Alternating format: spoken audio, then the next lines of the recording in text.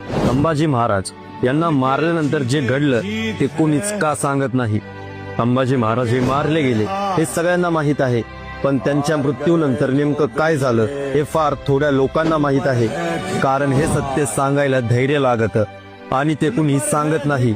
छत्रपती संभाजी महाराज यांचा मृत्यू सामान्य नव्हता, तो एक संदेश होता. राजा मारला नाही, भय पसरवलं. म्हणूनच मृत्यूनंतर औरंगजेबाने हुकूम दिला, या शरीरावर कुणीही अंत्यसंस्कार करायचे नाहीत. जो करेल त्याचा तो शेवट.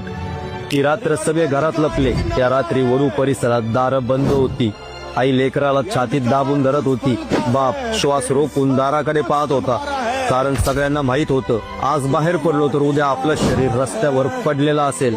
संभाजी महाराज फक्त मारले गेले नाही, त्यांचं शरीर तुकड्यात तुकड्यात टाकलं गेलं. तो मृतदेह नव्हता, तो स्वराज्याला दिलेला इशारा होता. आता